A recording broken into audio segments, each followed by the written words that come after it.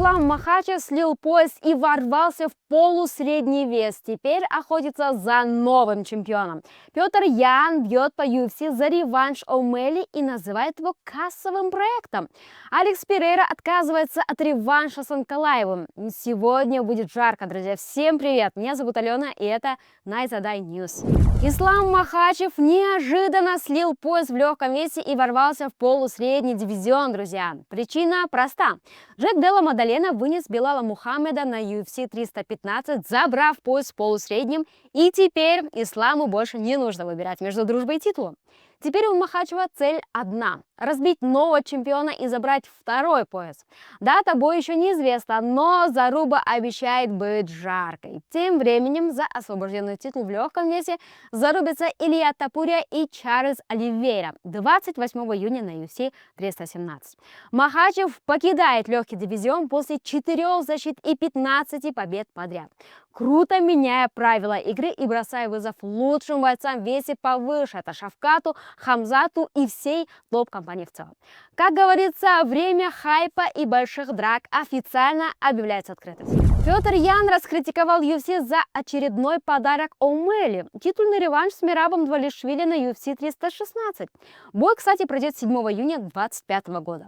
Ян считает, что UFC специально продвигает Шона, несмотря на его поражение с Двалишвили на UFC 306 и долгое отсутствие после травмы плеча.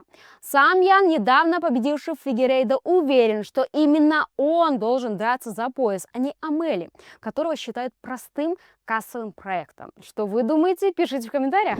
Алекс Перейра отказался от реванша с Магомедом Анкалаевым, который должен был стать главным событием UFC 317 в Лас-Вегасе 28 июня 2025 года. По информации Ариэля Хельвани, причиной стали разногласия по срокам и напряженные отношения с UFC. После поражения от Анкалаева на UFC 313, где Перейра лишился титула в полутяжелом весе, он остался недоволен решением судей. Позже в соцсетях Перейры появились посты о завершении карьеры и критика UFC, которые вскоре были удалены. Об этом мы рассказывали. Боец заявил, что его взломали, однако многие, включая Хельвани и Даниэля Кормье, сомневаются в этом. Анкалаев подтвердил, что готов драться с любым соперником после отказа Перейры и предложил все-таки реванш в октябре в Абу-Даби. Что думаете? Жду в комментариях.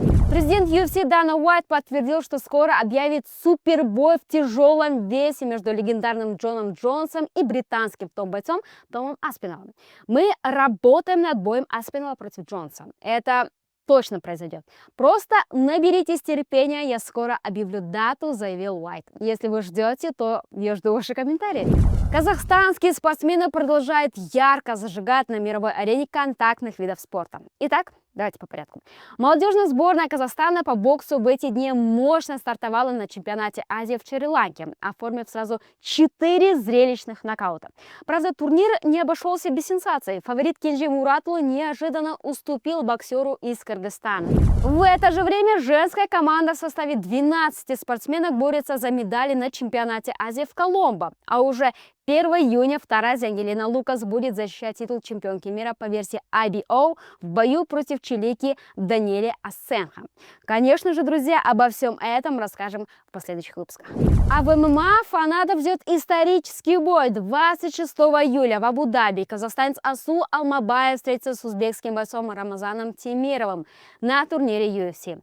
Это будет первый в истории UFC бой между спортсменами из Казахстана и Узбекистана. За кого будете болеть? Также жду в комментариях. На этом у нас все, друзья. Увидимся в следующий четверг с новыми итогами. Всем пока!